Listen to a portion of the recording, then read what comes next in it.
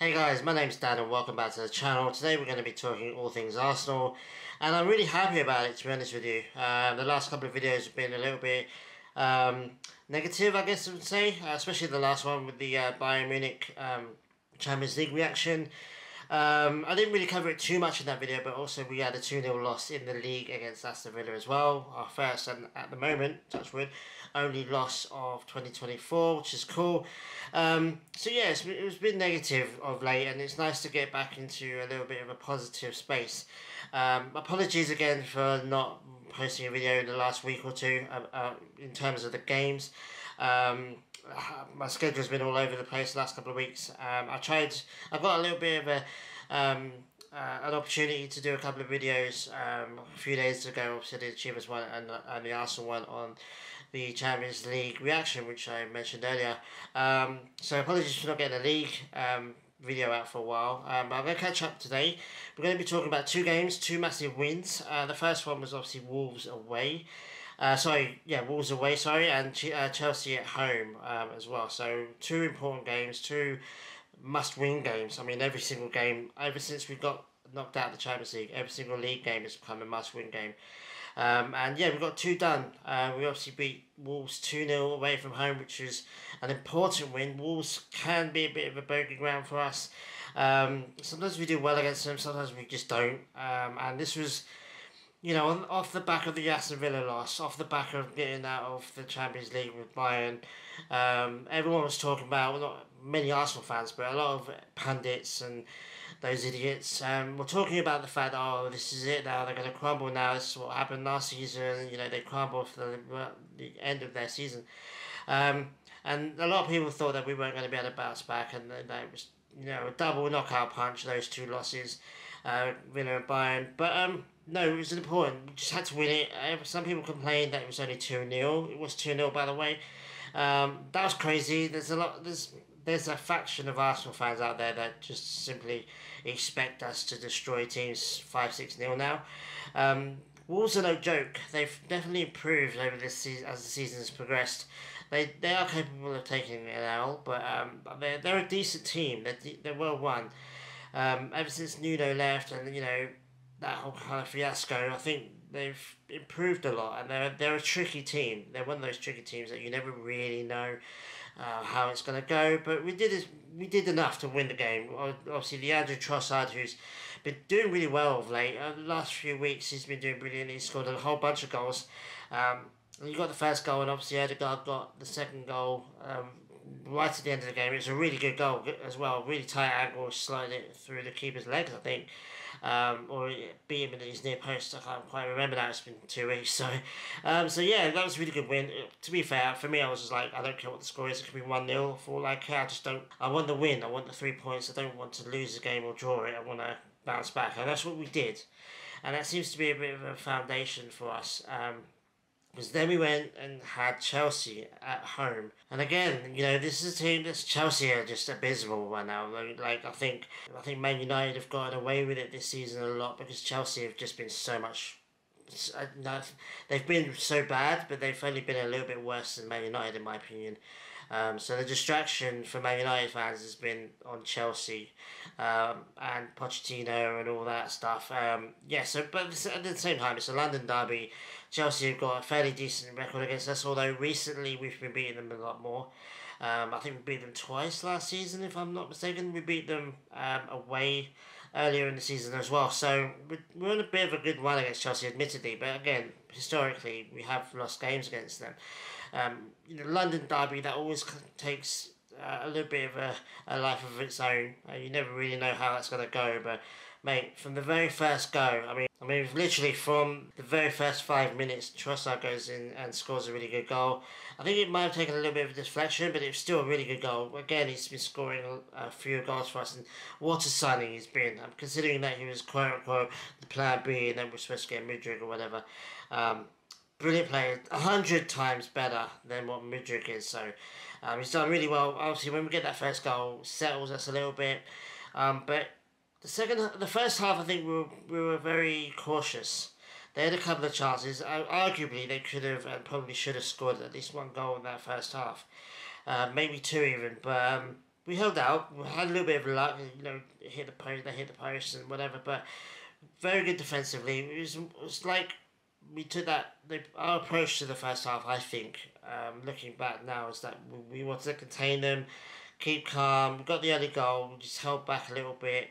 I think we allowed them to have the ball a lot. That's another thing that Arsenal's changed over the last few years, 2 or 3 years, is that we used to be a team that just wanted the ball all the time, needed to have the ball, couldn't do anything off the ball, and needed to have it and work our way through. Now we're very, very, very comfortable letting them have the ball, letting them do what they want. I mean, as soon as they get into a danger zone, we kind of crush it out and defend really well.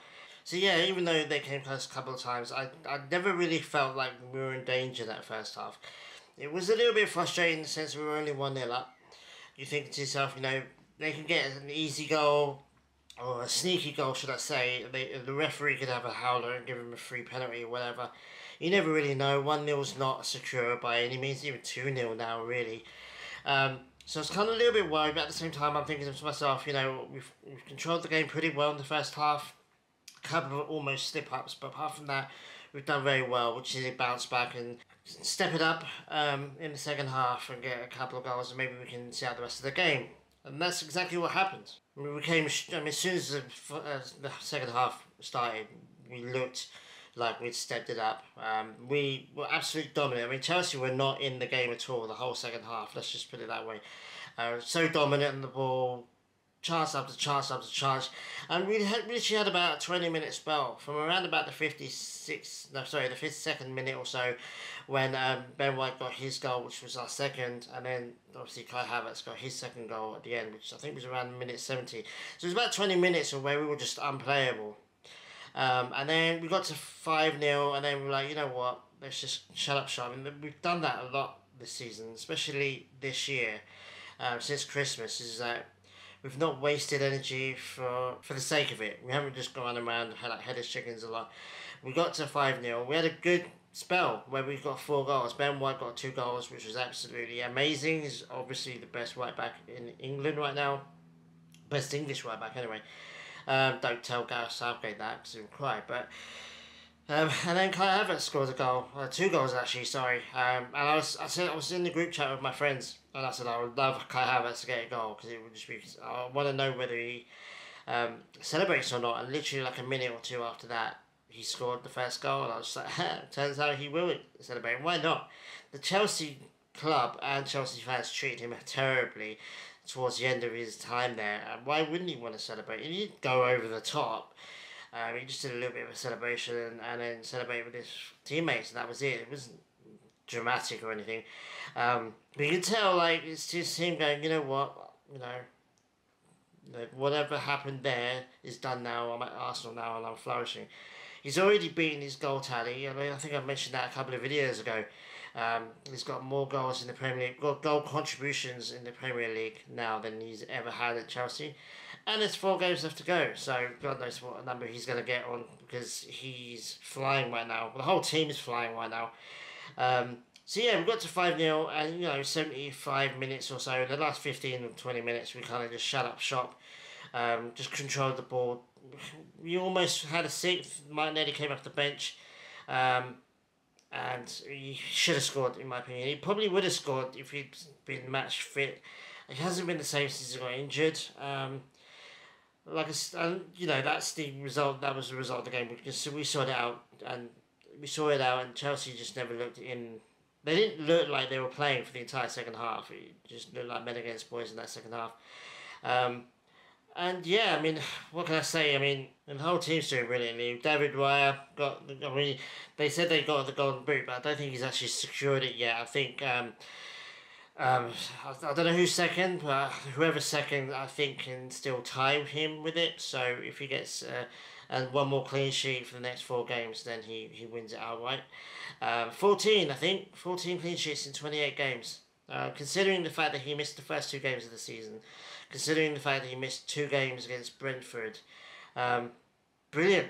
And like I said to all my friends, I said it on Twitter, like, I'm not questioning an Edu Arteta signing ever again. And if you want to ask me why, well, I'm just gonna look. I'm gonna point at a picture of David Raya. I'm just gonna look. I'm gonna point at a picture of David Raya and Leandro Trossard. Well, these are the reasons why. Not only that, Ramsdale was a good signing. He's not number one goalkeeper anymore, and he probably will leave in the summer. I would imagine. I'll be very surprised if he doesn't. He was still a good signing. He had two very good seasons for us. He got us back into the Champions League last season. And I could feel hard done by that. He hasn't. I mean, I think he played the first game in the Champions League, but apart from that, not the first game. He played one of the games in the Champions League. I can't remember which one it was. So you could feel hard done by that. He wasn't given much chance in that, but he was still a good signing. And Ben White was a great signing. Tomiyasu was a great signing. There's loads. I could rattle them all off, really. There's loads of examples. From the last 2 years, maybe 3 years, all the signings have just been brilliant. And I said to my friends, I said, this Chelsea, the starting lineup that we had against Chelsea is the starting lineup I want against Spurs. Every player in that team is thriving right now. Ben White, the centre backs. Tomiyasu, I think, had a decent game at left back. I think he's probably going to be our finishing left back, and if he stays healthy enough. Kivior might come on. I don't know, but I think Tomiyasu is going to be our left back. You know, Partey. I think Partey, Declan Rice, and Odegaard's definitely our best midfield combination right now. Having said that, Jorginho coming off the bench, if we're already winning, coming off the bench, he sees out the rest of that game for us, and he can get a cheeky goal. He scored the goal for us before, so it's not a complete defensive move if we bring him on. So I'm quite happy with him coming off the bench. And then obviously up top is a little bit more difficult. I think obviously you have to start Kai Havertz as a striker, in my opinion, or false nine, number 9, whatever you want to call it.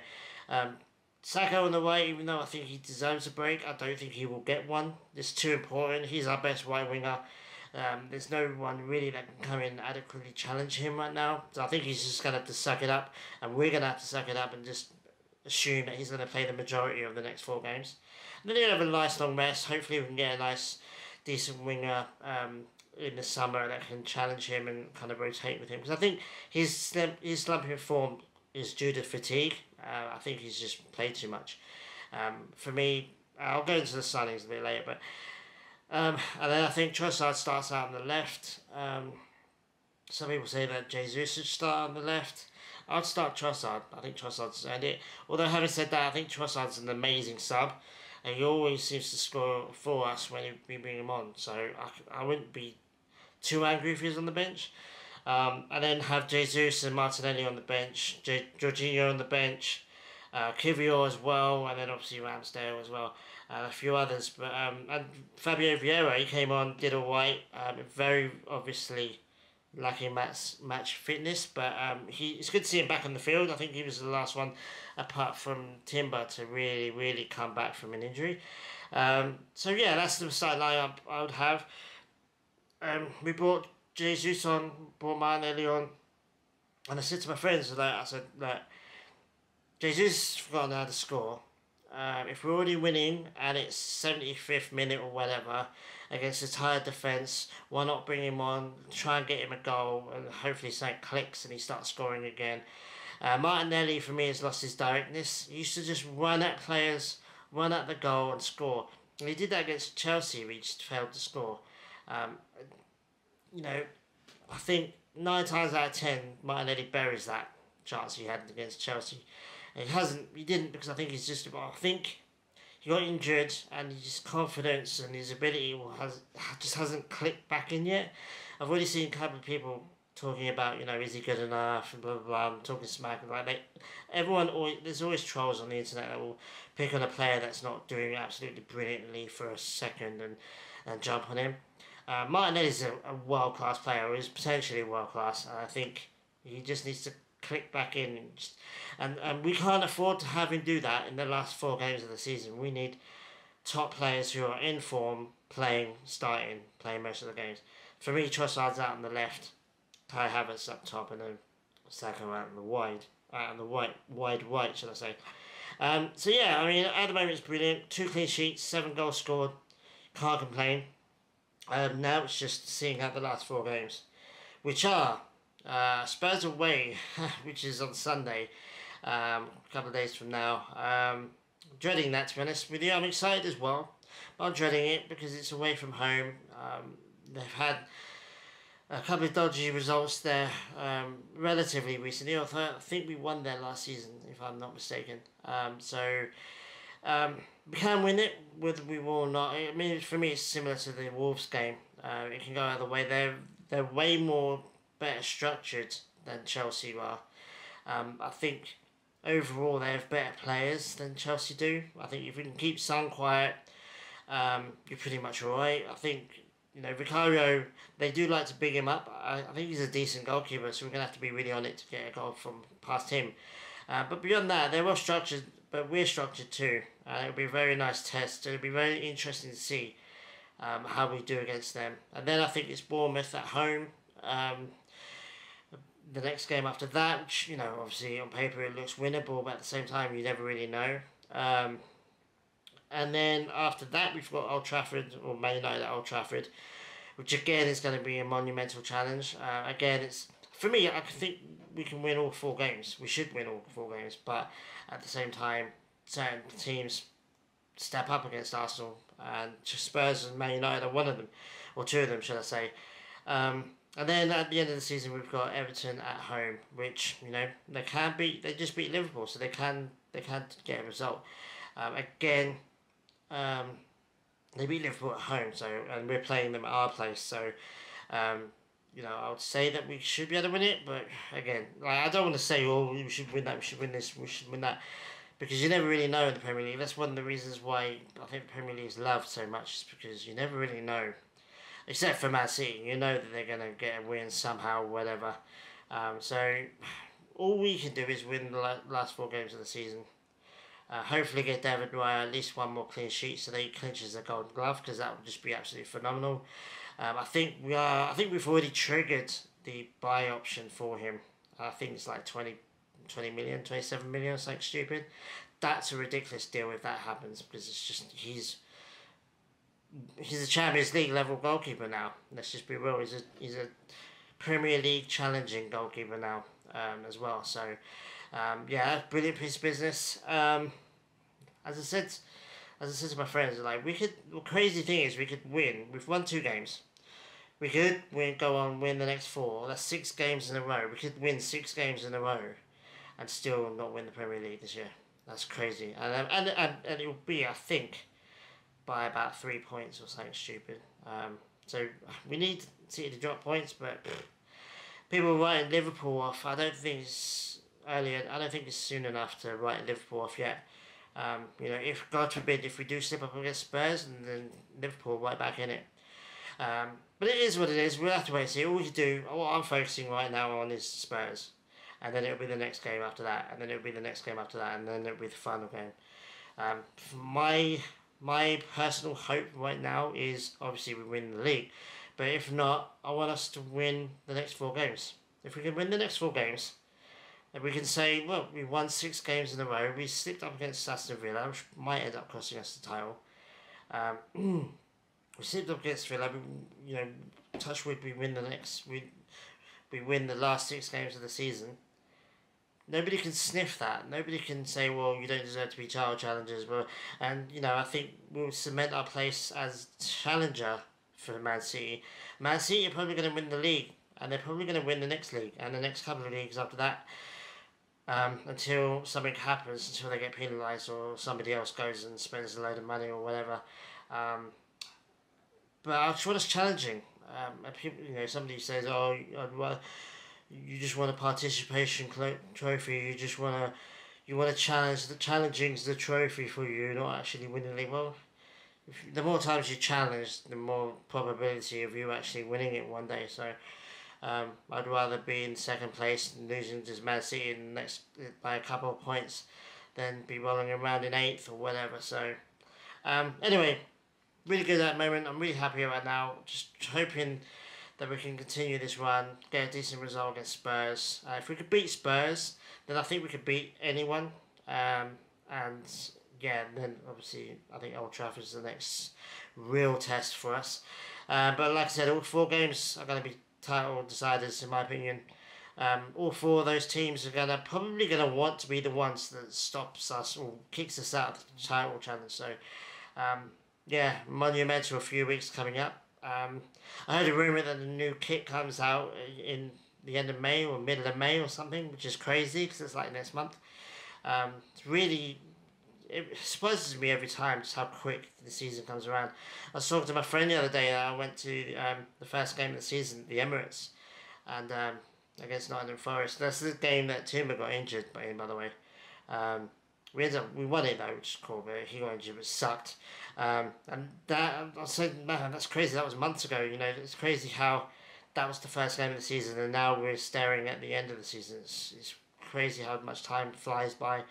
But anyway, we'll see how it goes. I'm going to enjoy as much of it as I can. And yeah, we'll just have to take it as one game at a time. I should be able to do videos after every single game that's remaining now, which is cool. I like to get these videos out as soon as the game's finished, to be honest with you, but you know, it depends on what my work schedule is and what my sleep schedule is as well. So again, apologies and thanks for sticking around. This season has been probably my most viewed season when it comes to Arsenal. People seem to really like it. I think it's because it's mostly been good. It's mostly been positive, you know, impressive things happening at Arsenal, which is great. It's nice to see my my Arsenal numbers going up a little bit. It's nice. Really appreciate it. It's just, you know, Arsenal's been my passion since I was 10, so 9 or 10. So yes, I'm always happy to talk about Arsenal, as you know by now. So appreciate it. Leave a comment down below about anything I've spoken to about this video, about the future, the league, and yeah, I always reply to my comments, as you know. So even subscribe if you're watching this and you haven't subscribed. I really do appreciate it. I've got a load of other content. I've got, you know, obviously concert videos. I've got some holiday videos that I've stuck up from my trips last year. And some Chivas. Obviously, if you're not into Mexican football, that's fine. But if you want to get into it, check out some of my playlists. I've got a whole bunch of videos on Mexico and Chivas as well. So appreciate it, guys. Love you guys, and take it easy. And yeah, I'll see you next week after the Spurs game. Adios.